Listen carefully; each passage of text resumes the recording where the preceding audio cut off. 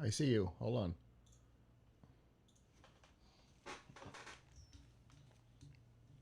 Hello? Hey, Brom. Oh, I don't have you turned on. Hold on. That's my bad. Hello? Can you hear me now? I can. Yay! Thank goodness. I did a Hey. I did a thing for the Drew project earlier today, and it was a Oh, how drag. did that go? It was the drag show. I saw the promo for that, and I wouldn't get a chance to tune in, but it sounded really cool. It went so well, except for all the technical problems, which Yeah. involved. Thank God I've still got Michelle's broadcast computer here in the studio because last minute I had to set up a second computer so that I could use vMix on one computer to do the live input and then live stream to actually do the broadcast. Oh my God, it was so much work. Had they? Is it archived somewhere? Oh yeah, yeah. It'll be on Facebook, YouTube, Periscope. It'll be. I'll send you a link later. Cool. Cool. I gotta show. I have to show my wife. She is a huge drag fan. Really, we Yeah, she loves. She is. I mean, I don't. She is obsessed with RuPaul's Drag Race. uh huh. She watches it like every episode of every like the Untucked and like every level of it. That's She funny. watches religiously and was just catching up on some episodes last night, I think. Well, So, I will definitely. I'll send you the Facebook link after the show. Um, yep. Yeah. it went really well except for those technical problems, and then our social distance last night was a huge success. We've had on Periscope, we've had 2,300 views. For those of you who are watching live and waiting for us to get started, welcome to some We of don't the have behind the 2,300 views, yeah, unfortunately. welcome to Um, behind the scenes of some of the stuff we do here. yeah. So that's cool. Uh, so All right, who are you? um, You are seriously. Who are you? You're Avram. Sorry. All right. well, um I have some more. I can get the camera to it. I have some I have um some interesting stuff I can maybe show. Okay. Um last time well, before we ran out of bandwidth, Uh huh. we we didn't get to do That's what's wrong. uh we didn't get to do the segment on chargers, right? Correct. So I got all the equipment now to Mm-hmm. actually like show how much voltage they are giving and using, and it's Nice. kind of interesting to see. Nice. To see it. Let me pull out some the rest of the chargers from my drawer here. That's that's. But I also have more chargers than I had. So there's that. I just got the really big one, which is a MacBook level 100-watt charger, and I have the really small one, and everything in between. Okay. So, Cool. uh, so we can talk about that. I did actually get some information from the contact you gave me, although Good. he wanted to set a call, and he never ended up doing it. But I did get some interesting information. They do not make all of the GAN Mm. technology.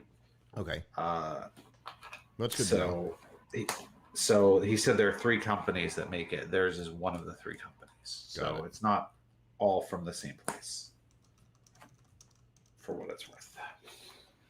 So, anyway, I have here. Oh, this is the 61. This is the 65.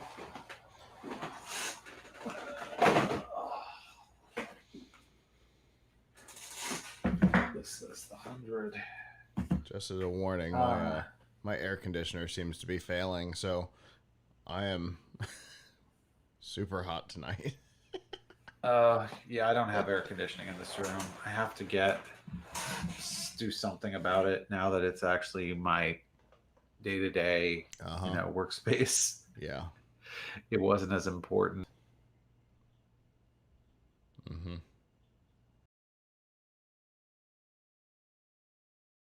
Oh my God, I'm gonna lose it.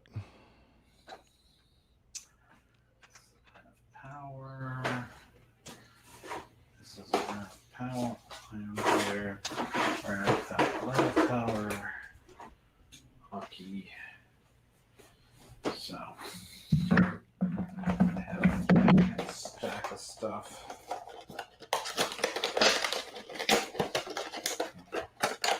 We're live unboxing of this IOU. See, your process for unboxing is way easier than mine. Just in rectangular shape.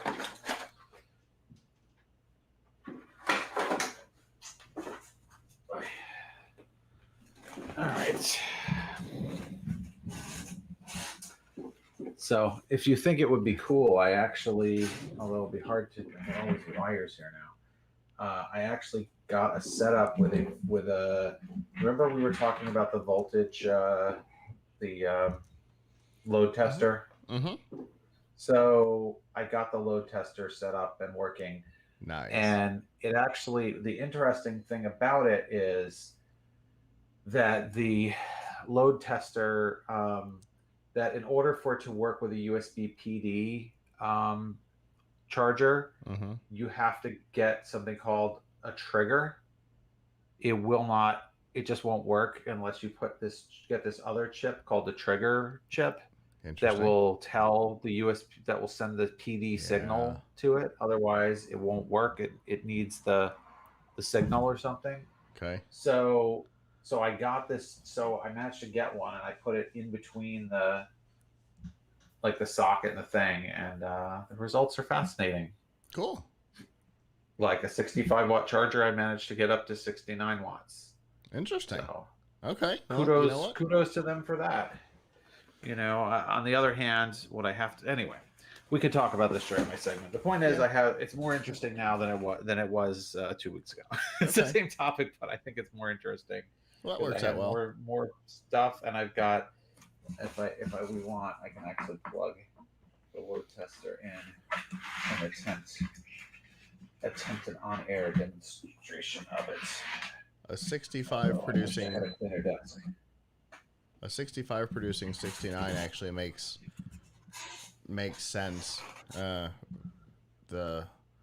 FCC allows for a 5% variance on power supplies, so that's that would be. I didn't know that. I mean, that would be 3 1/4. So that would. I mean, that's with rounding and everything. No, I mean, I'm not saying that it has to produce 69. I'm saying I was able to, with the load tester, push it to 69. Yeah. That's what I mean. Because of the possible variance, a 65 can do anything from like 62 to 68 1/4 or something like that. So yeah, 69 is right in that sweet spot. It's allowed to have variance.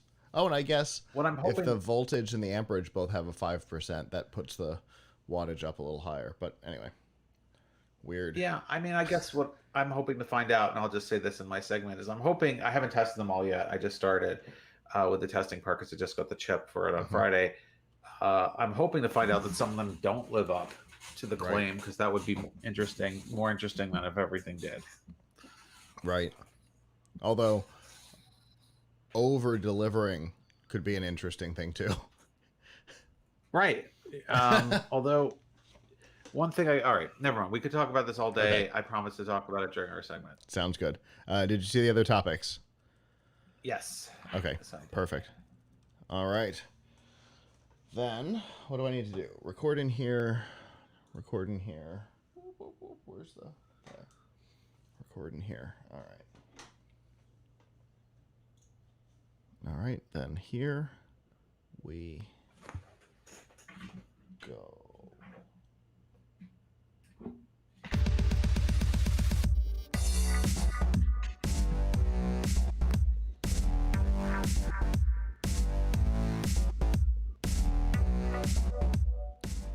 Good evening from Plughead Studios in Largo, Florida. I'm Scott. I'm Abram.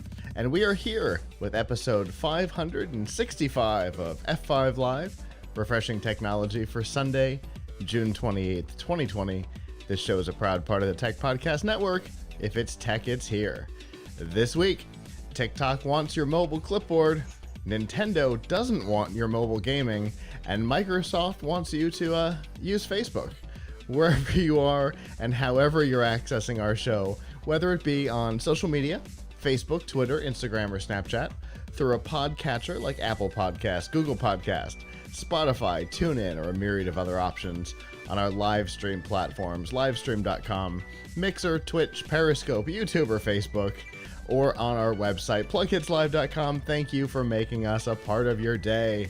There are a couple of ways that you can do that. First, you can join us live Sunday nights at 9 p.m. Eastern at f5live.tv/join us.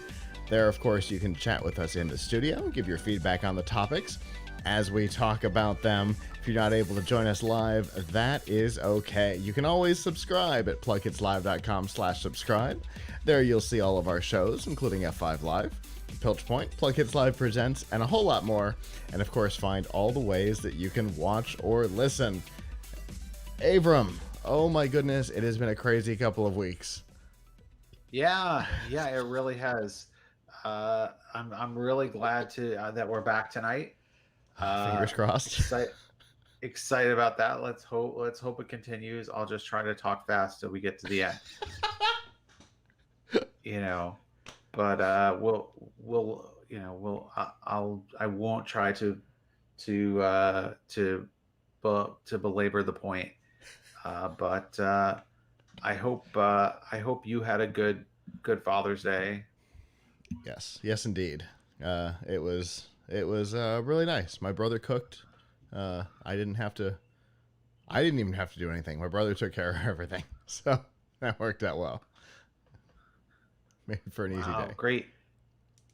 Yeah.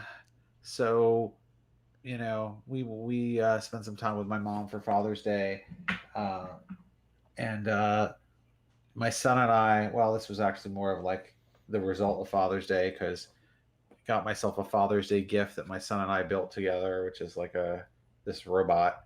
Nice. So that was pretty cool. We mostly did it this weekend, but anyway, I don't want to talk about what this is because I promised not to talk about Raspberry Pi stuff on the show for a week. Although it's not part of my segment. That's so funny. The body of this is called the STS Pi. Okay. But anyway, it's we've been having a lot of fun programming this, and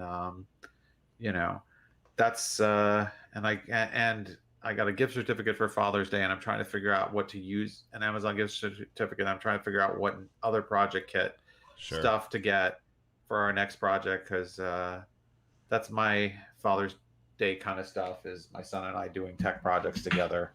So, I taught him HTML 2 days ago. Interesting. He said it's easy. It is. I mean, the basics. It is just a markup language. It's not. Right. That's exactly. It's just formatting. Yeah. It's like, oh, that's cool. Yeah. So he now speaks. He now has some fluency in like 5 programming languages. Impressive. Yeah, good. I was asking him about it today. He can do Scratch, which is a block-based one. Uh-huh. He can now do some Python, which is what we've been working on with our projects together. He's seen some JavaScript. He spent a lot of time doing things. He's done some JavaScript for Minecraft and spent a lot of time watching me do it. And he's used something called Lua, which is for the Roblox game. And now, I wouldn't count as a programming language exactly, can do HTML. So not bad, not bad for him, not bad for being 8. Yeah, for sure. Yeah. That's more than I was doing at 8. Yeah, well, we didn't have 5 programming languages didn't exist when I was 8. There was the Abacus and there was COBOL. COBOL and Fortran. There was machine language. You could just type ones and zeros. They hadn't invented Yeah, compilers were still new. Yeah. Oh my goodness. Oh, well, uh, this has been an interesting week for me because I've had, in addition to the show tonight, I've had 2 other broadcasts this week. That just in the last, you know what? In fairness, in the last 26 hours, I have had 2 other broadcasts. Last night we did the social diss dance, which is my favorite thing to say, for the Drew project, which was a lot of fun. And then early this afternoon we had the a drag performance because Brandon, the vice president of the Drew project, won a drag performance as a gift and asked if the prize could be streamed for the organization. And they're like, yeah, let's do it. So it's been an interesting weekend. Producing a drag show is a fascinating experience. We've always used the term herding cats for like CES and stuff, but nope. This was herding cats. There were only 2 of them, and it was a little bit like having a drunk person try and tell a story, because it wasn't like a straight line from the beginning of the show to the end, but it was so much fun. I'm so glad that we did it. And if people want to see it, the Drew Project on Facebook, YouTube, Periscope, wherever you are, you'll find it, because again, I produced it. So all the places that we are right now, you'll find that. So yeah, been an interesting week, and every show the setup has been a little different. So I have rebuilt this studio 3 times in the last couple of days, and I'm glad that it's back to normal, and I'd like to keep it that way. Fingers crossed. We'll see how long it stays.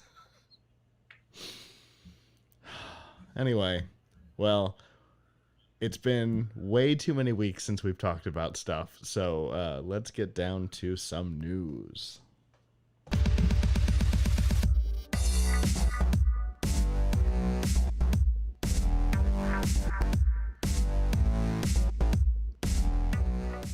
This week's Nifty Gifties and F5 Live is proudly powered by the Microsoft Store. Whether you're looking for a new laptop, a tablet, a new Xbox One, either S or X, games, or a whole lot more, you can get them at the Microsoft Store. And remember that current students and active military can save up to 10% on almost everything. And to find out more, you can go to f5live.tv/Microsoft.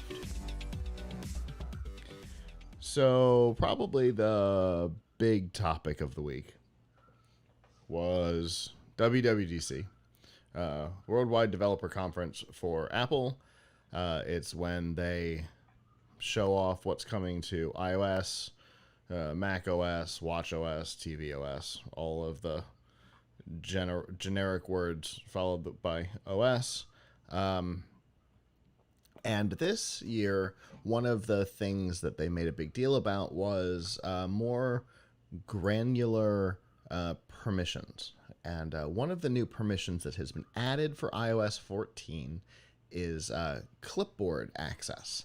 And so you can know when an app is accessing your clipboard, and you will get a notification with the ability to allow it once, allow it always, or tell it to hit the bricks. And boy, has that opened the eyes of people who are testing iOS 14, because a ton of apps that you wouldn't expect to be accessing your clipboard are. For example, the New York Times, the Wall Street Journal. What? That's weird. 'Cause why? Why would they possibly be accessing your clipboard? That's weird. It's not like, some apps, it makes sense, trying to add some ease of use. Truecaller is an example. If you've got a phone number in your clipboard, when you open Truecaller, it'll go, hey, this is a phone number. Do you want us to look it up for you? Which is nice. And, it just makes it one step faster. but they're accessing what's in your clipboard. Maybe it's a password. Maybe, who knows what might be in there. So a little weird for apps to be accessing the clipboard. But the app that has made the most noise, as usual, is TikTok. And that is because obviously there's no reason for them to be doing it. And with all of the privacy concerns surrounding TikTok already, the question was immediately raised, what in the world are they doing? Why are they doing that? And what are they doing with it once they have it? And so TikTok said, oh, our bad. We're getting rid of it. And haven't yet. So. Well, I'm interested to. It's interesting to know that Apple let them get away with it up until this point, because I obviously I'm biased by my own experiences, which are not with the Apple App Store, but with recently with Google's Chrome Web Store, which has given me I think we've talked about this on the air, given me a really difficult time about some extensions I made just to share with a handful of people. Right. And also I actually do have one Chrome extension that I haven't touched in a couple of years. It has like that, at least I don't know if any of them are still using it, but has had 14 or 15,000 downloads over time that they now want to kick out because retroactively, I guess they didn't like the permissions or something. The thing is, there are legitimate reasons for something to access the clipboard because I've written extensions that do. Sure. And, you may. Now, I don't know what TikTok's legitimate reason is, but I would love for these things to more accurately talk about what happens to the data that they're accessing. Does it leave the device? Because, like, for example, the extension that I had written, it had to use your clipboard for it's a hack to a very specific web tool that we use, that the only way to do it is to put some data into the clipboard and then paste it. But I don't see it. Like, it doesn't go anywhere. It's on your computer. It's just using the clipboard.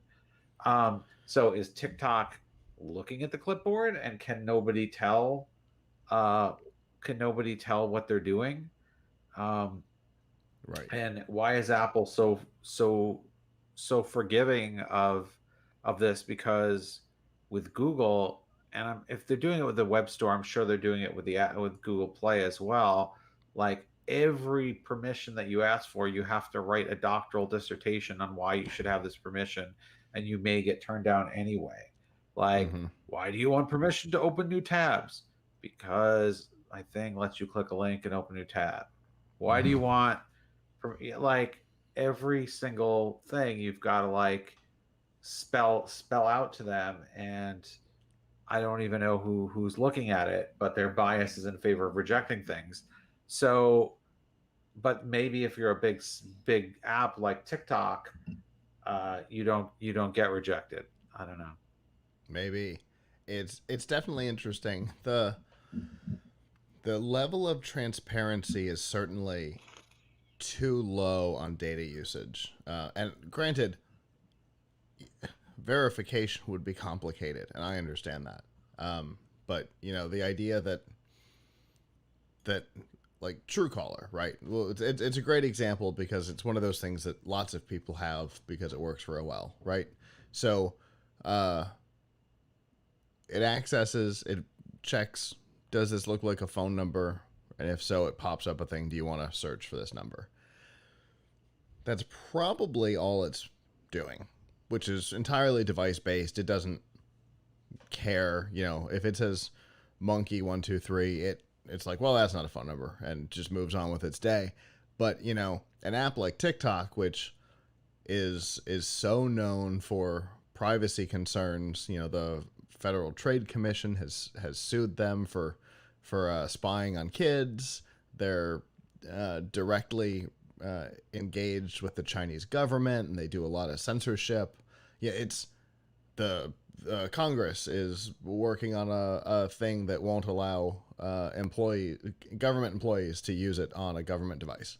Like the level of concern is high, So when something like this happens, obviously the first place you go is nefarious. Must be. Everything else they do is. Why wouldn't this be?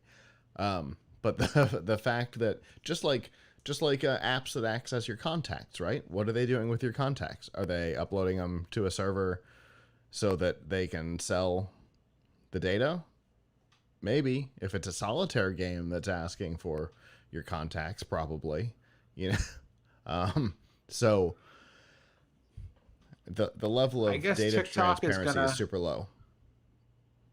I guess TikTok is gonna ride this permission down the Old Town Road until they can't no more. Interestingly, they have said that they have already fixed it, and yet no, not in my experience. Users, for all the reasons that we just said, just like my stance on Zoom, I won't install it anywhere, um, and so I can't test it.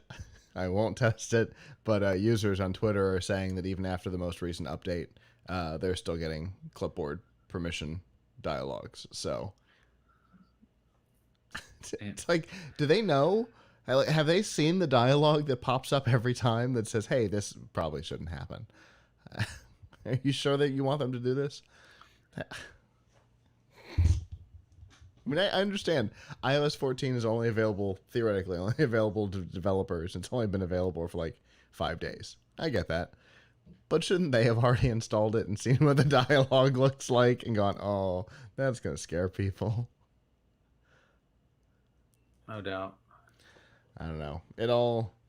It's all pretty weird, but it is not the only one. Like I said, there's a couple others that I mentioned by name, but in an Ars Technica interview, 54 high profile apps were all pointed out as odd that they would ask for permissions. The newspapers are the most obvious as odd. Why?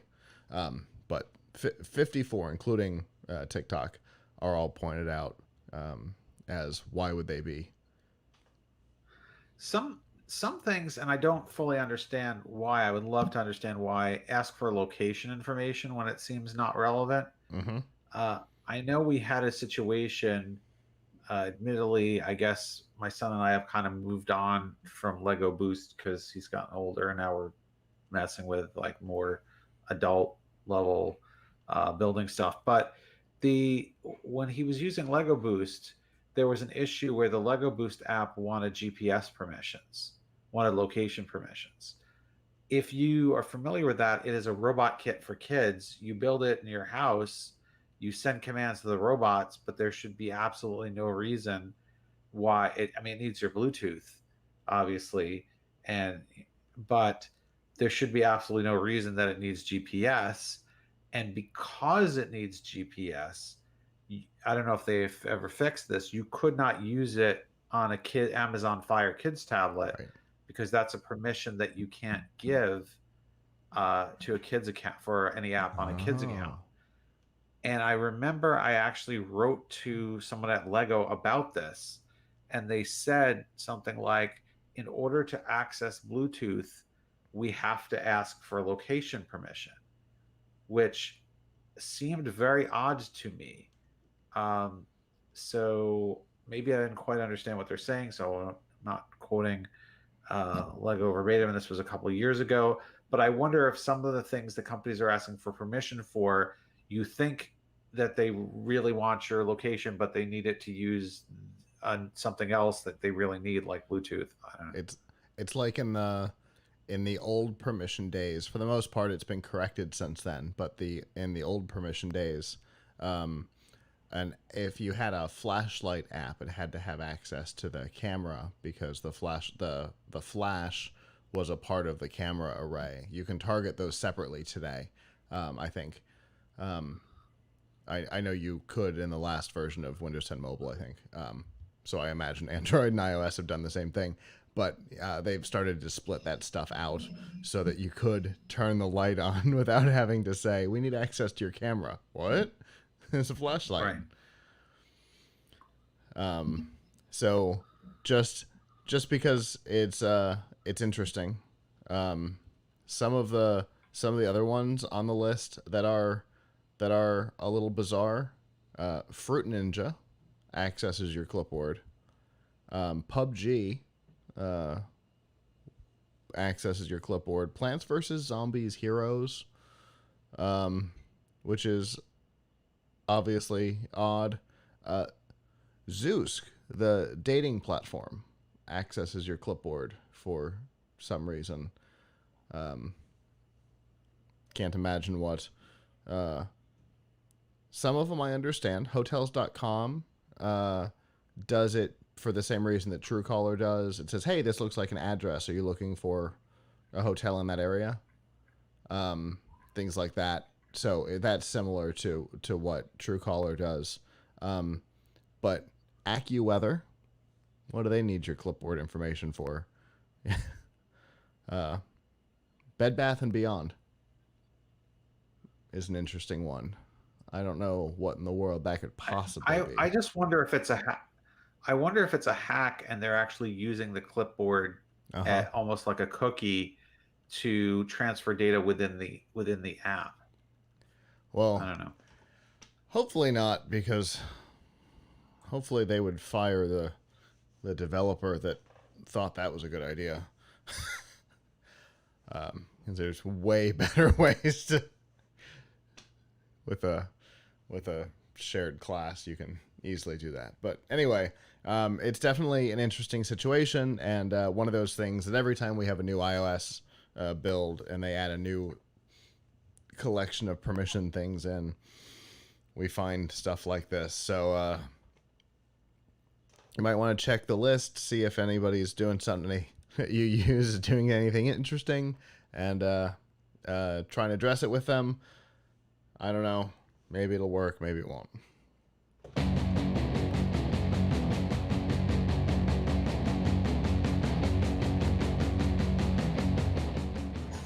This week's Pilch Point with Avram Pilch is proudly powered by Pure VPN. The best way to protect your privacy online is with Pure VPN. You can hide your online activities, say goodbye to regional restrictions, and improve your streaming quality. Plus, it's available for almost all of your devices, and you can get a special price and a 31-day money-back guarantee, all by going to pilchpoint.live/purevpn. All right, so it's been a number of weeks since we tried this to do a proper episode, and things have happened, and you have things, right? Yes, I am so pumped about this new intro, though. I can't think about anything else. What it? I love it. I love it. So, if I wanted to be like sort of Scrooge McDuck and like jump in a pile of money and take a picture with it, I wouldn't have the money, but I would have the chargers to jump in a pile of chargers, because I have been doing a roundup of gallium nitride powered chargers, and I've got a whole bunch of them, and they are really cool. So this was an event, something that we started seeing at CES, and then actually it started before CES, but really companies were showing off like the latest models at CES, and now they've actually started coming out, and I've gotten in a whole bunch of them to test. So what are these chargers, and why should you care? Well, I don't even have one super handy at the moment, but I think everybody here knows what the charger that came with their laptop looks like. So let me hold you up this charger here. This will charge most laptops that have USB-C charging, I should say. So this here is a 61 watt Aukey PAB2. It is just 43 by 43 by 30 millimeters, making it, I believe, based on my research, the smallest laptop charger you can get. And the reason for this is that rather than using the old-fashioned components that took up more space, a lot of vendors are now using gallium nitride, otherwise known as GaN. And GaN components on the inside can handle a lot more power more efficiently, and so you can pack it into a smaller space. So these are really, really cool, and they really don't cost that much. I believe this one here, the PAB2, has it come out yet? I may actually have it a little early. The I have the RAV Power equivalent, which is almost as small here. For this is $30. This is RAV Power's really tiny one, and you can see it's just a teeny bit bigger than the Aki, just a little bit, just a little Okay. bit. They look almost identical. Not by much. Well, I'm trying to, right? You also can get one that is 100 watts. So where did I put it? So here, this is a RAV Power charger that is 100 watts, or is it 95 watts? It's 100. This will charge a MacBook Pro. So, and compared to the little one, it seems big, but compared to the MacBook Pro charger that people get with their MacBook, it's tiny. Yeah. And this one actually has two outputs on it. So theoretically, and I got to test this, I'm in the middle of testing these, you could take it and charge two and use two laptops, two regular, non MacBook Pro, like an Air or regular MacBook, or something like a ThinkPad or a Dell XPS. You could probably charge two of them off of this, because really what is needed for a typical small, thin and light laptop that has USB-C charging, which a lot of them now do, really you only need 60 watts or so. Even 45 probably would do it. I was looking the other day at my daily driver laptop here, which is a ThinkPad X1 Carbon. When plugged in, although I think I was only using something like 20 watts, maybe 25. Mm-hmm. Now that wasn't really running some major tasks. I got to do some more scheduling, some more serious testing, but like that's really not a lot of power that's being used. So you could probably get away with, although they might give you an underpower, doing two 50 watts off of one of these chargers. So if you were at you and a friend were somewhere, you could plug this in and two USB-C cables out, and you're charging. So it's just ridiculous how much charging output you get from these. And one thing I was playing with, because I want to, now these things all use USB power delivery, which is a standard. But and here's an IO Gear one, by the way. This is 65 watts. How does this compare? It's a little bit different shape. Mm-hmm. So I still think the Aki is smaller. Anyway, so I got this cool piece of equipment, and I don't know if I can reach my webcam over to it, but I'm going to try to plug this in for the benefit of the audience that is viewing. The audience that is listening, I will just tell you that what one can do is, that's kind of neat, is you can get something called a load tester, which I have gotten, and it will allow you to pretend to be a laptop or a phone, right? Because the issue is, you can test a charger by trying to plug in your phone or laptop to it, but if it claims to be a 65 watt charger, if it claims to be a 65-watt charger and um, your laptop's only using 30, how do you really know you're getting what you paid for? So what you do is you get one of these load testers. I mean, I would say average person wouldn't get one because what would they, want to do? But here, let's see if I can. There is my load tester, and if it focuses, you can see on the screen I've got this charger here, which is a 65-watt Aki plugged in, and I plugged it into something called a PD trigger. This is a little chip that actually tells the USB, anything that's USB power delivery, what voltage mode to send.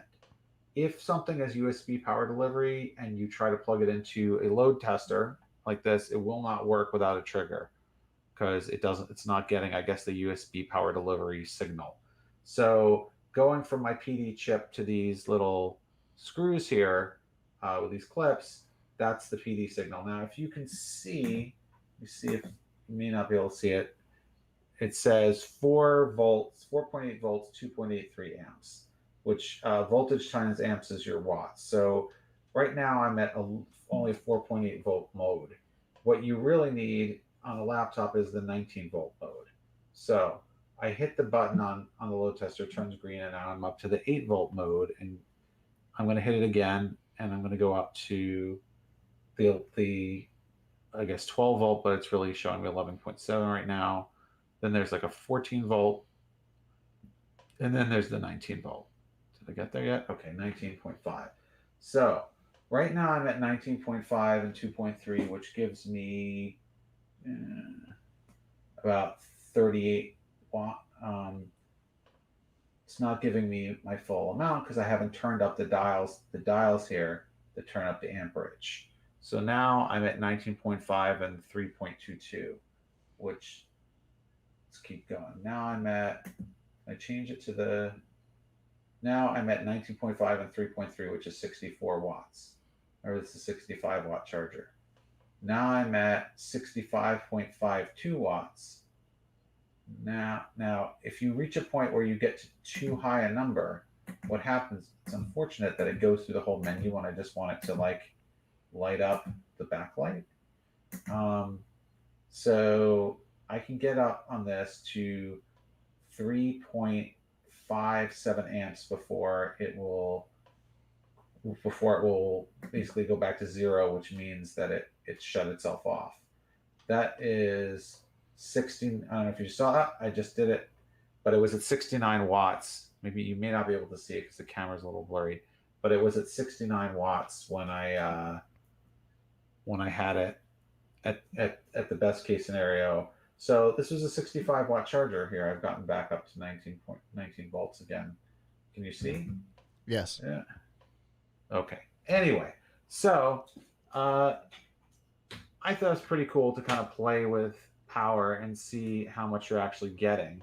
The other interesting thing of note there is that the other interesting thing of note there is if you attach something, if you have a charger like this one that I was just testing, which also has another port. So this has one USB Type C port and one Type A, and this is the 65 watt, one of the 65 watt Aki chargers that I was just showing. If you use the Type A port, like you're using it to power something else, like a phone or maybe a Raspberry Pi, then you don't get as much wattage from the primary port. You only get, I think, in my test, it looked like you were only getting maybe, I think, yeah, I guess it depends on how much you're sucking out of the Type A port, but certainly not additive. You can't get 69 watts out of the C and then get another 10 watts out of the A or whatever. But Sure. but it's it's been interesting to see what you actually get.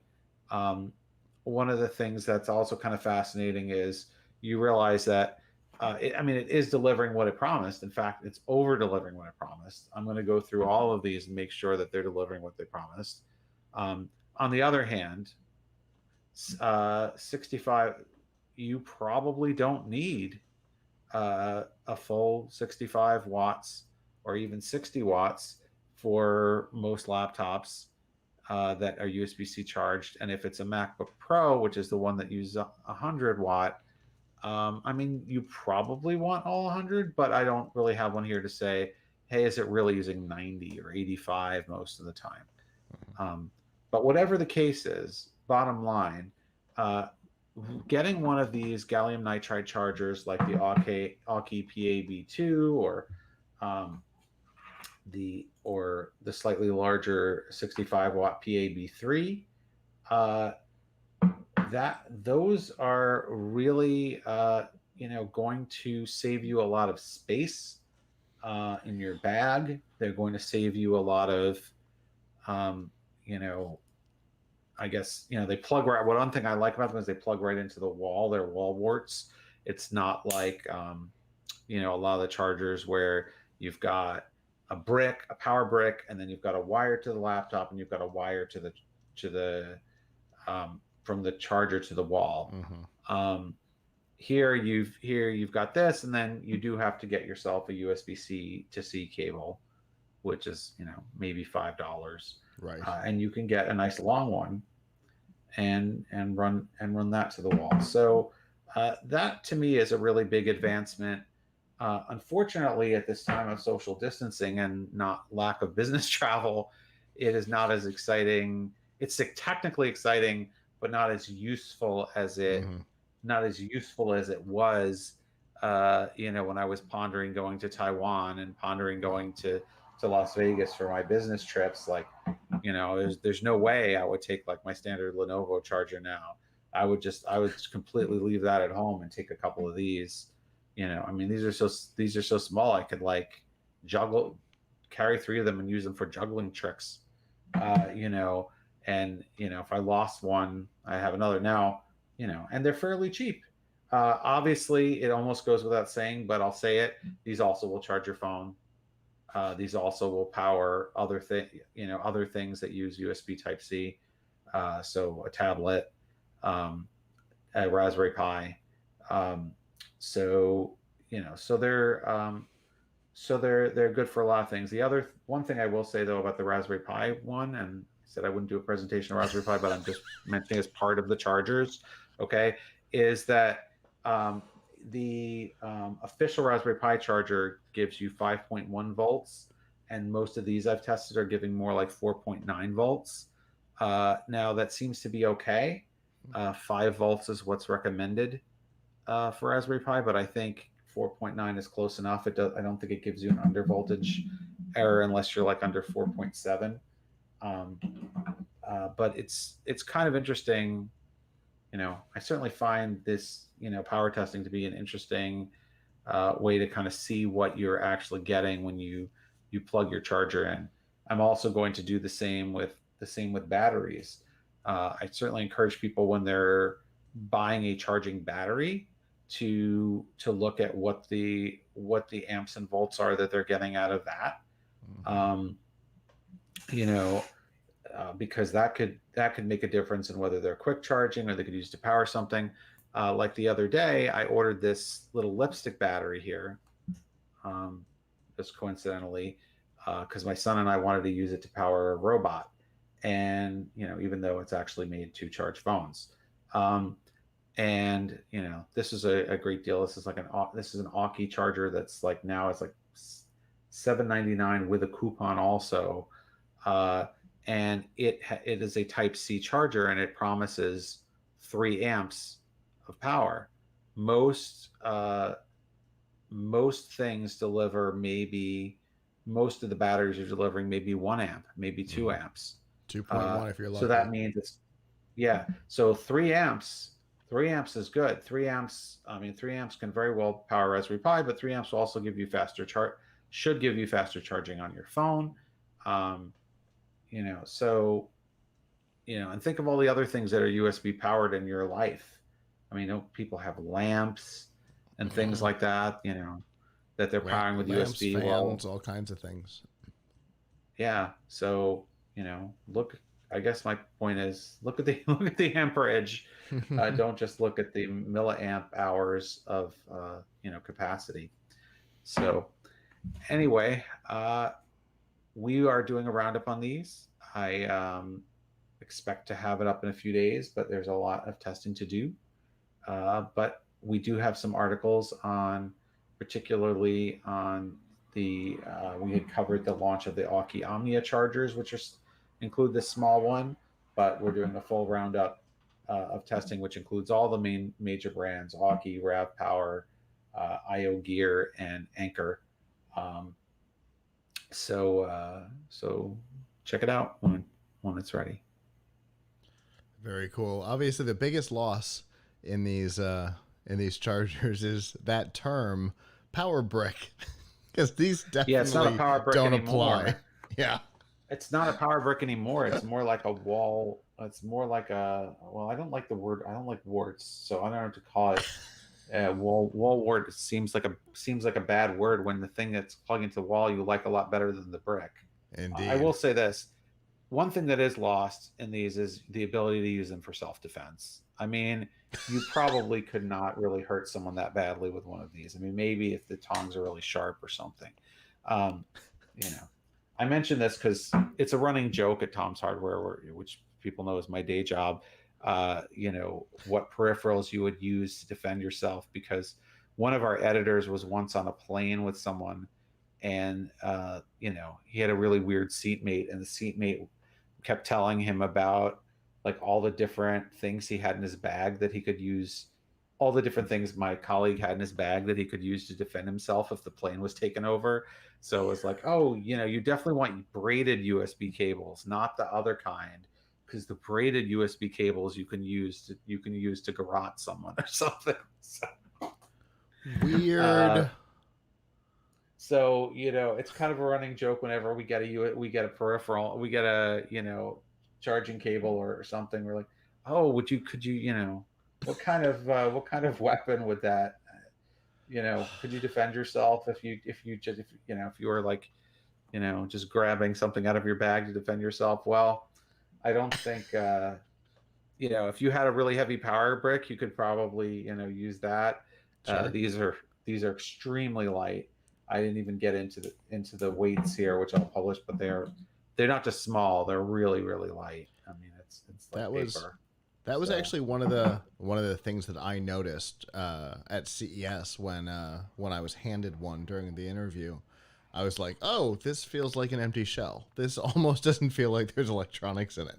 yeah, comparative I mean, comparative to a regular laptop brick, like this feels like, are there electronics in here, or is this like a CES dummy device? It's like, I mean, no, this that's a real also functioning thing. I think this is also crossing over into other things people would use too, like Mm. the power banks themselves getting lighter, um, Oh yeah. and other. And I would expect, although I don't know if we really want them to get lighter, things like power strips, um, to use them. Um, Although I don't want my power strip to be too light because then it'll fall over. Um, But on the other hand, one of the things that we've talked about in the past is how we'd like for more things like power strips to have USB charging ports on them, and this miniaturization of yep. the 120 to 5 volt adapter makes that way more likely. Yeah, yeah. So I recently got, this is somewhat on topic. Let me see if I can string it over here. I need another camera just for showing parts of my desk. So I recently got this new, I don't know if you can see it with the glowing green light over there, Yeah. but that is a new, I bought, is not a review product. I just bought it because I needed one. It's a new Aukey power tower. I forget Okay. what power strip, and has 12 outlets and it has 6 USB outlets on it. Nice. Um, and it's vertical, so it doesn't take up much space.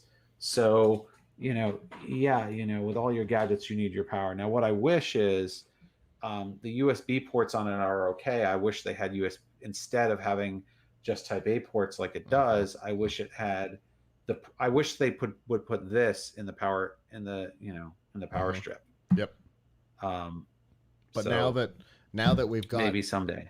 now that the technology is small, we might actually be able to see that, because you certainly couldn't put your Lenovo charger that you have now into that thing and make it fit. Right. But the thing that's in your hand, these GAN chargers, you actually could pull that off. So we might actually be able to see that coming up. I hope so. That would be really cool. Well, as always, Abram, uh, I love talking this stuff. The getting down into the weeds is always fun, and learning more about the GAN chargers, which I I had a personal interest in after CES, is even more exciting. So thank you for that, and I look forward to the roundup, and of course, I look forward to what we talk about next.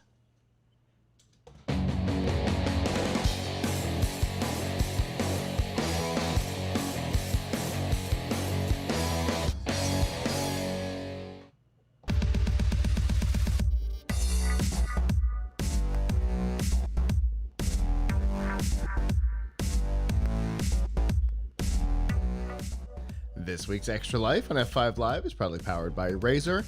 Get all of the accessories you need to up your game on PC, console, or mobile from Razer.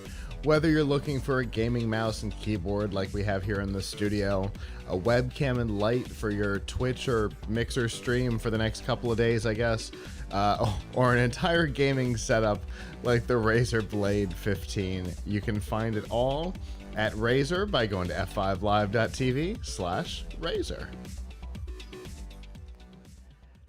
Now, a couple years ago, Nintendo did something that was a little bit of a surprise, and that was they announced that they were going to bring their intellectual property to mobile devices. Now, that was a surprise for a couple of reasons. One, because it would involve them contracting with external sources to build the games, and Nintendo has not had the best history of licensing its content to other developers. If anybody remembers the horrible Zelda games that were created, I believe, by Panasonic, um, Nintendo's been traumatized ever since. So that was a surprise, but it was also a little odd because Nintendo was bringing the Switch to market, which was designed to be a home and mobile console. So the idea that they would be doing mobile seemed like maybe they would be cannibalizing their own sales. Well, as it turns out, no. It's actually gone the other way. Since new titles have come out on the Switch, they have actually cannibalized the iOS and Android games. The best example being Animal Crossing. When New Horizons launched, it destroyed Pocket Camp. In fact, New Horizons has been so popular that Nintendo's stock price is at a 12-year high, which, considering, what was it, a year or two ago, we were talking about them having their lowest revenue in 100 years. So, to have such a sharp change is a big deal. And so, with that, it appears that Nintendo is backing away from the iOS and Android game development. In fact, they have nothing new in the pipeline. The last thing that came out was Mario Kart Tour. That was in the fall, and nothing's been in the pipeline, and it does not look like they're interested in putting anything in the pipeline, which I can understand. They're going to put their resources behind first-party titles on their own hardware, continue to maintain the games that are out there, but focus on their own stuff. And that makes sense. I get that. The experiences on the mobile device, other than Pokemon Go, the experiences on the mobile device were never lived up to what people had hoped for. So I get it. You know, it's interesting, right? As we continue to get more and more um, gaming phones and more powerful phones, and even there's always been this talk about, oh, your phone is going to be your new gaming console, and people are going to, not need their consoles, or even maybe even gaming PCs, because their phone is powerful enough and there are all these phone games.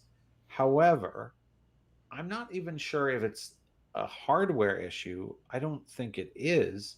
I think if the world agreed that, like, users and publishers, everybody agreed that phone gaming was the way to go, and people started charging, $60 for a title that you play on your phone, um, maybe that would maybe that would be an okay experience. But what's really happening is most phone games are free to play. Mm-hmm. They want you to try and pay money for things in they want you to make in-app purchases. Mm-hmm. um, and they're just kind of time wasters. Like, Yeah. they don't um, like have a lot of gravitas.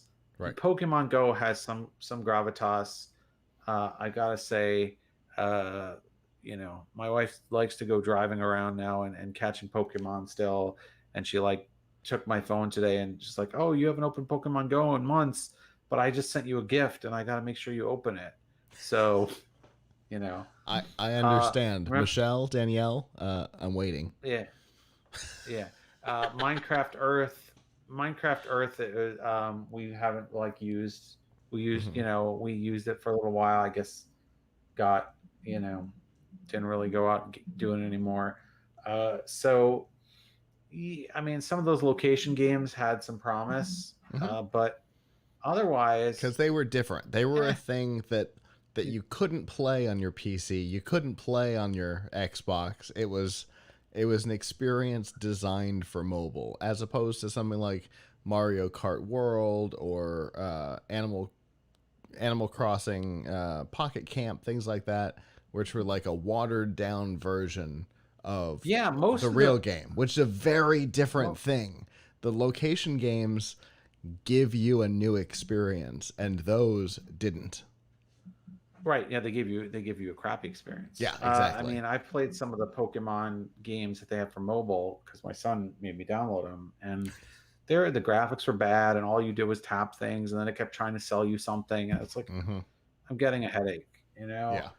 Meanwhile, we got the expansion pack the other day for Pokemon Sword, and we're like, yeah, this is awesome, Uh huh. and we played it on the Switch and we played through it uh, really fast. So, yeah, especially now that there's the Switch, mobile gaming mobile phone gaming is shown to be kind of lightweight. I mean, if people want a good experience gaming on the go, they can take a Switch, Mm-hmm. or they could take a gaming laptop. But that's definitely a Right. higher level of commitment to carrying a heavy thing, Or as relatively heavy or as thing. things progress with it, Project X Cloud by itself is promising, but if we can eventually play it paired with the Razer uh, controller grip thing, that might actually bring like a Switch type or a Nintendo 3DS type feel to mobile, and you'd be playing, Yeah. top tier games, which again isn't a watered down experience, which is what these were, which is why when the full experience came out on the Switch, like New Horizons, Pocket Camp went away. Yep. So I can't blame Nintendo for switching to a strategy that Yeah. works. Focus on what's working. They've managed to create. They were in some real trouble after the Wii U, and the Switch really breathed new life into that company because it Yep. gave it a platform that makes perfect sense for its games. And with Nintendo, it's all about the IP. Yeah, Like exactly. other like Xbox and PlayStation 5, I mean, I I'm kind of surprised that Xbox and PlayStation haven't tried to come out with a Nintendo Switch competitor that you could, run on the go. But even if they did, they still wouldn't have the IP. Hmm. So like Nintendo has, they've done the 3DS and things like that. So they have the legacy of doing that, Right. and then they have the right, and then they have the IP that people are used to.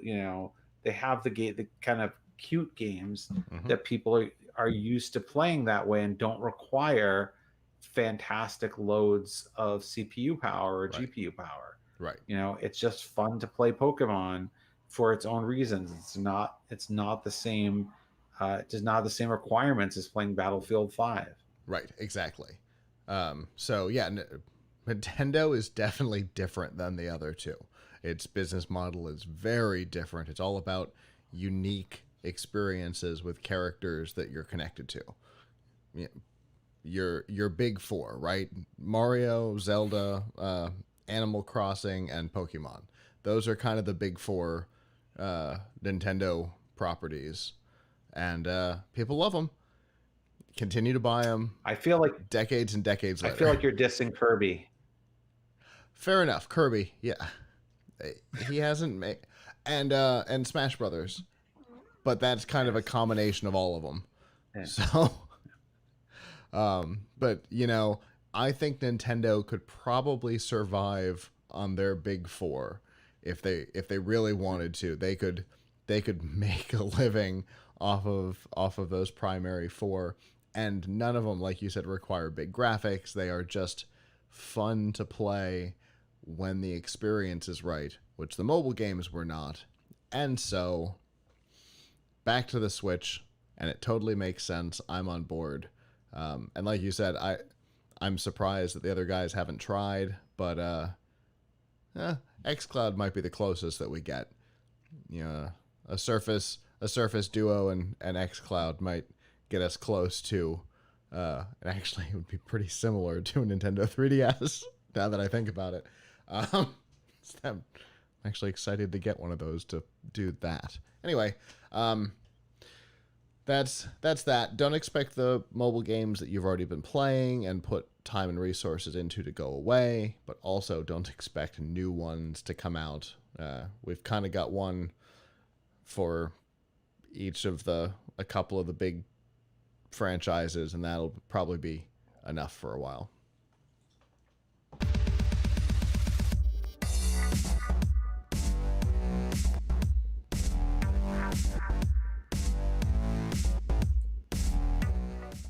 This week's news from the tubes and F5 Live is proudly powered by Riff Tracks. Make fun of movies or let these guys do it for you. Mike Nelson, Bill Corbett, and Kevin Murphy, the former stars of Mystery Science Theater 3000, are back and doing what they do best, creating commentaries for Hollywood blockbusters and B-movie oddities.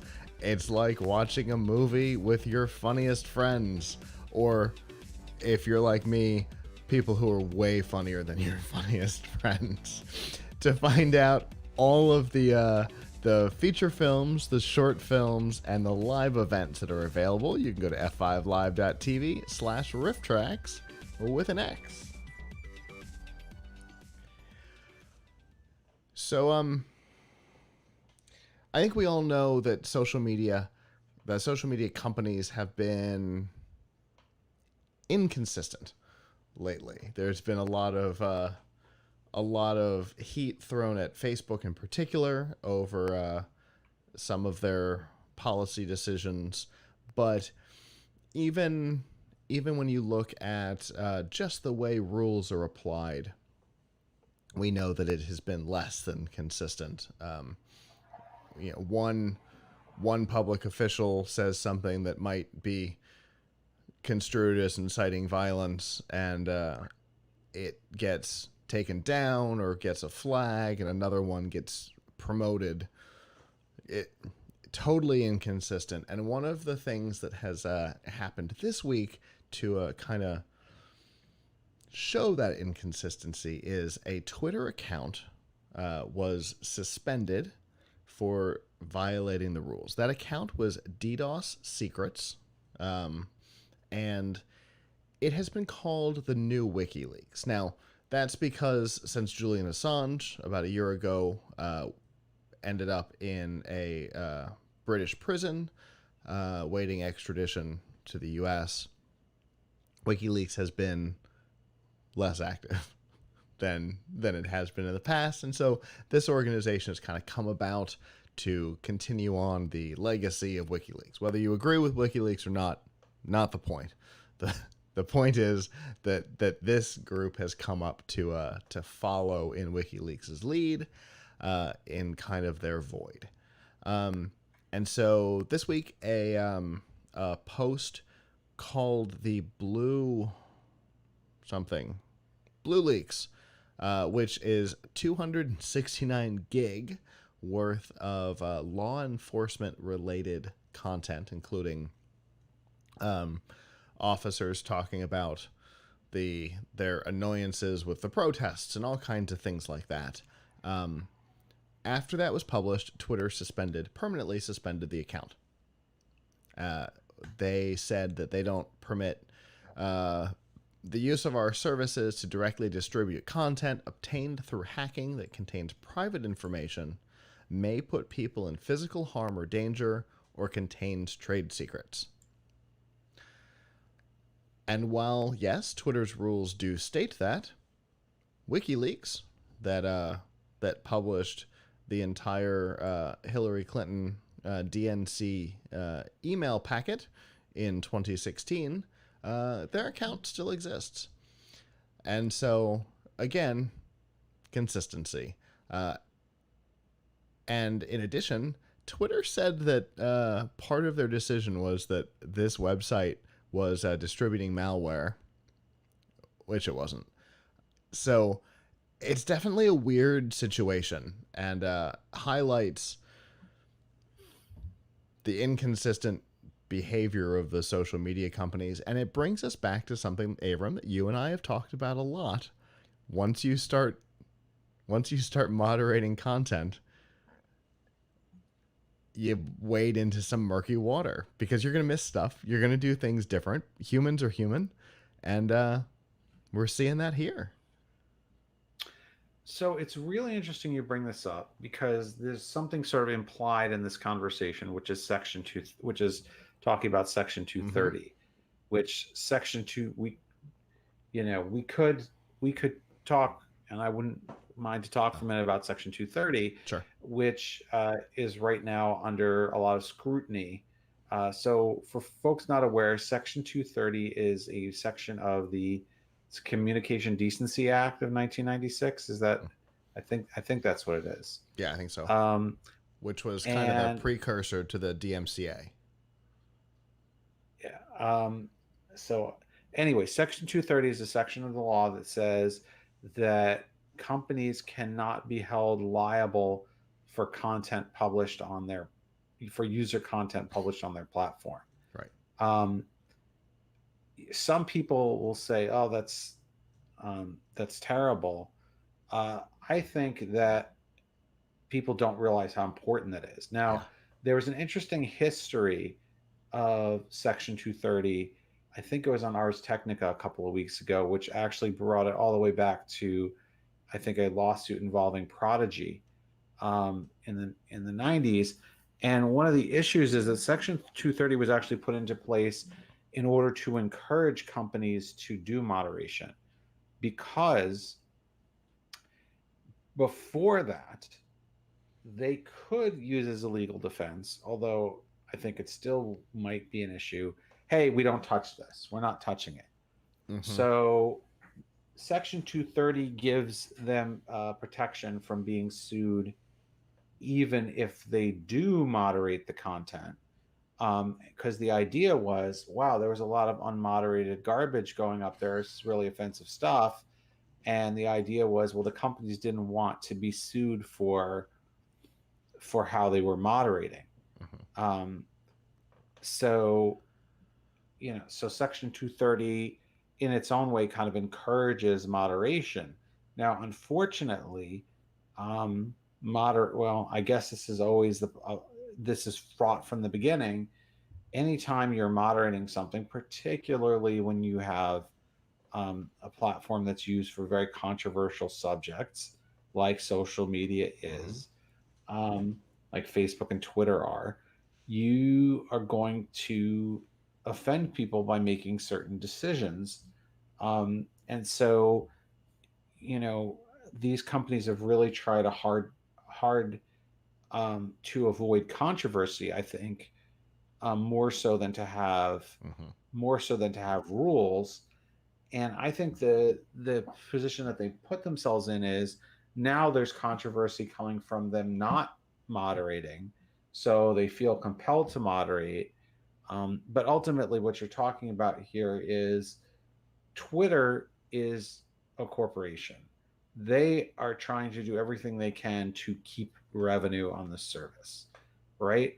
So what they are trying to do is avoid controversy. Now, unfortunately, you can't you can't avoid it Right. because in your effort to not offend one group, you may offend another. Mm-hmm. So um, what we have going on now, for example, is there's a lot of advertisers who are pulling out of Facebook. Right. I think some of them are pulling out of all social media, A lot and of them have they're decided to saying, pull out of "Well, social media as a whole.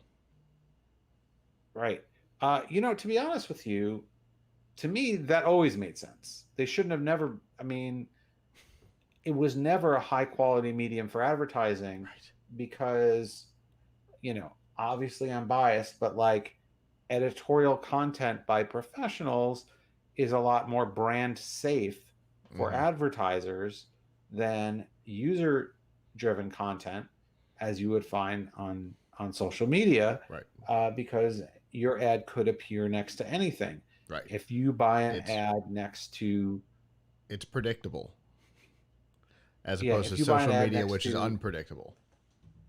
to a particular publication, I mean, I can't guarantee we will always say everything that every advertiser agrees with, uh, but we will not like go off of the rails and Right. post really offensive stuff. So like I think it never really made sense, I guess, from the fact that they could target people, but it was never brand safe to Right. advertise on social. Now you have like Facebook is in a position, and Twitter's in the same position where it's like, well, we're in a catch-22, right? Because Facebook decided to take, I mean, Twitter for a long time really was very hands off, and I think what went on here with DDoS secrets is, uh, first of all, it's very controversial for them to publish a leak from a police organization because that's really going to get a huge backlash. Um, and then, second of all, maybe they're more conscientious right now that they're under the microscope than they were a few years ago. Mm-hmm. So, um, And and I and think uh, changing times. and Cambridge, Cambridge Analytica for Facebook, kind of changed that tide, right? So, and that came out after 2016. So in 2016, the DNC emails with all the racial stuff and the things that were going on in those emails, that similar types of Uh, content, but in 2016 people weren't pissed off at social media like they are today, and demanding more action from them. So yeah, changing times. I mean, the other thing though is Facebook is right now under a lot of pressure, and they haven't changed a lot with the times. I Mm-hmm. mean, they have made, I think, some minor concessions, but I still don't think that they are willing to to fact check ads. They've said that you can put direct lies into um, Facebook ads, and of course, there's a lot of hate speech on the platform, Mm-hmm. and as a consequence, advertisers are pulling out. So they were trying not to offend people by not wading into political advertising and not deciding what hate speech was, or taking a very light hand with deciding what hate speech was. Mm-hmm. But now they're suffering the consequences of not moderating. Right. Absolutely. And it'll be interesting to see, how that progresses, in particular over the next couple of months, as there's been louder people in the last month, right? The people who are calling for action have gotten far louder and have a more powerful voice than possibly they've ever had before. And so it'll be interesting to see how all of the companies handle it, and whether or not there's a way to figure out how to apply rules more consistently, which is the thing. And all user generated content sites are dealing with this. Twitch has been accused of the exact same thing, indiscriminately applying or ignoring rules against streamers and things like that. So it's definitely a difficult thing, because if you and I both look at the same thing, we may come to different conclusions, and that's how moderation works. People look at it. Humans, people, with their own skew on the world. So, it'll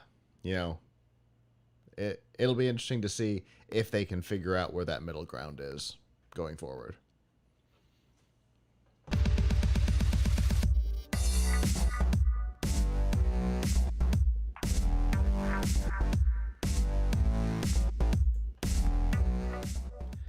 This week's news from the... Oh, nope. DRM not included on F5 Live is proudly powered by Amazon Prime. We all know that Prime offers free shipping on millions of products, but that isn't all you get. In fact, for your $99 per year, free shipping might be the smallest of your benefits. Free music with Amazon Prime.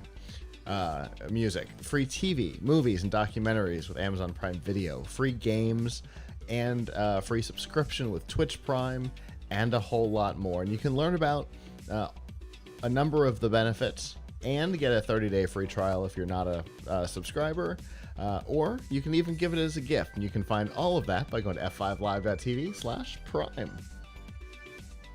So speaking of Twitch, let's talk about Mixer for a second. Some people may be watching us on Mixer right now, and my recommendation will be to follow us over to Twitch, because in a couple of weeks, Mixer will be gone. In an attempt possibly to hide the news, during Apple's WWDC keynote, Microsoft announced that Mixer was going away. On the 22nd of July, they gave them exactly 1 month. Mixer will be no more. The high-profile streamers that Microsoft paid to join the service, most notably, of course, Ninja, who left Twitch to come to Mixer, they are officially, the night before the announcement was made, they were paid the remainder of their contracts. They were let out of those contracts and told you can do whatever you want. Microsoft, on the other hand, their transition plan is through Facebook Gaming. So, out of one fire into another. Because obviously, Facebook Gaming comparatively is nothing compared to Twitch. So, it's definitely one weird thing into another. But there's a process. Facebook Gaming has an import process from Mixer, so that you can easily bring your channel over. If you were a partner on Mixer, you're a partner on Facebook Gaming. If you were all the things that you were before, you get to carry over, which is nice. But there's one weird caveat. Facebook Gaming is not available on the Xbox. So Microsoft, despite having a relationship with Facebook for gaming as the official transition plan, on the Xbox One, it tells you, after Mixer goes away, stream on Twitch. So once again, we're back to consistency. The messaging is very confusing.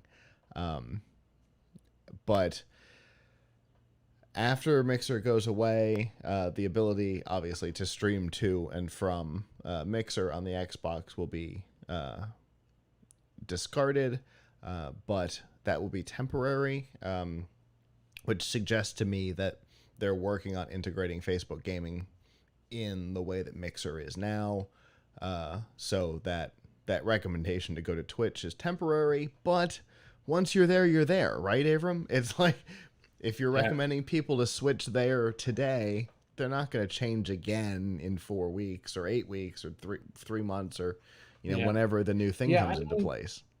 Do they think that this is going to help boost Facebook gaming? And yes, why do you think Microsoft chose Facebook gaming as their partner of choice?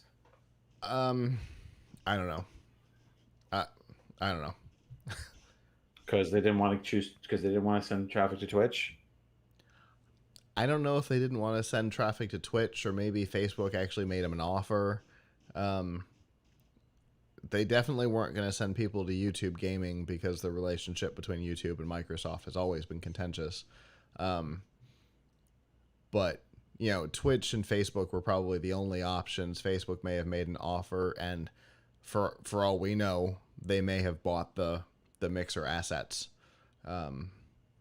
Maybe Facebook is going to move their gaming stuff to Azure. Who knows what the relationship might be, and there would have been no such option with Twitch. Twitch wouldn't have been interested because they've got AWS and all that behind them, so they wouldn't have been interested in that relationship. Maybe Facebook is. So there might be a financial motivation behind it. Yeah, I'm wondering what their selling point is to users. Like, oh, we had a service, we abandoned it. I will say this: Microsoft is really good at under Nadella is really good at knowing when to, I don't know knowing when, but they definitely cut bait. They will definitely cut an underperforming project. They will. I mean, Windows Mobile gone. Microsoft retail stores. Microsoft retail stores, we didn't even mention, gone this week. Music gone. And so if you look at some of those transitions, right? So we've got Xbox Music, Groove Music, whatever, Zune, whatever you want to call it in its in its life. When it went away, they had a transition plan. They already had Spotify ready to go. Spotify had an import process, and they gave you a certain number of months for free if you transfer it in. With the Microsoft Store stuff, there's already a Microsoft Store experience in Best Buy. My guess is that what we'll hear is that some of the official support stuff will start showing up at Best Buy through the Geek Squad. In the Microsoft Store experience centers, with Mixer going away. When they made the announcement, they had a transition plan, an import process into Facebook gaming, with keeping all of your status, partner and revenue and all that stuff transfers over one for one. So when they do bow out, other than mobile, and even in mobile, the partnership with Samsung kind of filled that void. That when they back out of something, there is a transition plan in place. I mean, whether or not it's a useful one. Yes, except if they were to start a new service, it would certainly make me think twice about, if it's something I've got to commit. If I'm committing to something, how long are they going to stick with it? Because, when did they sign Ninja? Maybe a year ago? Wasn't even. Right. I mean, I guess maybe you could call that a last minute desperation move. That's exactly what it was. They see that it's not working and they're going to cut bait. But, it's an interesting strategy because Microsoft's strategy used to be to have an ecosystem. Like, you've got to be part of this Microsoft ecosystem. Mhm. We've got everything. We've got everything for you. Stay in our garden. We've got operating systems. We've got platforms. We've got a search engine. I mean, one could wonder what is the next. Now they're really comfortable with, like, okay, we realize that we're not as good at music as Spotify, so we're gonna just hand the mic to Spotify. Mhm. And from a user perspective, okay, they're right. They weren't as good as Spotify, but from a business perspective, like, you're playing in fewer and fewer areas. So Although how does this work out for you? in fairness, they Yeah, have started to lean back into the old Microsoft of being uh, a business and developer first system. Yes, there are consumers out there. Yes, consumers use our stuff, but Office 365. There's Microsoft 365 too, but the Office 365 stuff is really focused on business subscribers. Azure is all about businesses and developers. Yeah, so a lot of their consumer facing things, wholly consumer facing things, are the ones that have kind of been drying up over the last couple of years because uh, um, Chase isn't going into a Microsoft store and buying Lenovo laptops. They're going to CDW, they're yeah, going to Insight, they're going to somebody like that to buy those. They're not yeah, streaming on Mixer. If they're using a gaming thing, they're using Twitch, but they're probably using something like Google Meet or Microsoft Teams, in fairness. But that doesn't require, but that's a businessy thing, right? That's not a, although they've added consumer features to Teams in the last couple of weeks, yeah, but it's the consumer things. They're not streaming music in their offices with Groove. They're not buying yeah, movies or renting movies with Microsoft TV and video. They're that's not a business thing. It's a consumery thing, and those are the things we've started to see dry up. Except for the hardcore ones. Obviously, Windows will always be a consumer and business thing. Xbox will always be a consumer thing, and that's been a big success for them. But it's the things that appeal to businesses. They've leaned back towards that direction, and it's working for them. They've handed the reins to their consumer stuff to other people. Mobile went to Samsung, Mixer went to Facebook, Groove went to Spotify, but none of them have vanished. There was always a transition plan, and so I think that makes sense. It's sad to see some things that we liked.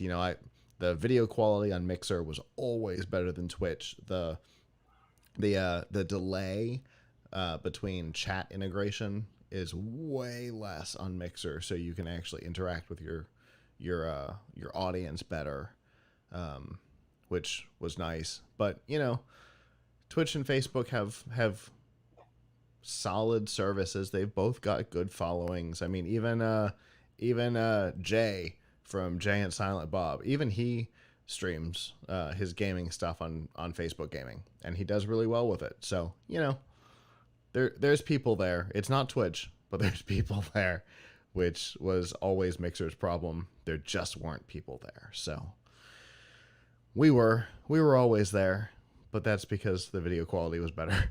Honest to God, the video quality is better. That's always been my go-to there. But it's over, and it is what it is. Well, that is our show. Thank you to those of you who joined us live. We always appreciate it. If you didn't join us live, would like to in the future, Sunday nights, 9 p.m. Eastern, you can go to f5live.tv/join us. That's going to have to change in the next couple of weeks because the embed there is for Mixer. Hadn't thought about that until just this second. But it's always there. You can always join us there. If you'd like to listen at your leisure, you can always go to plughitslive.com/subscribe and see all of our shows and all the different ways that you can subscribe. You can basically listen or watch anywhere that you are. And if we're missing somewhere that you would like us to be, let us know and we will figure it out. Like we said at the beginning of the show, it was great to finally be back after technical difficulties and holidays and everything. And hopefully we're back to normal because this show went off without a hitch. So with that, on behalf of the staff that's not here, I'm Scott. I'm Hiram. And we will see you guys back next time. Ciao.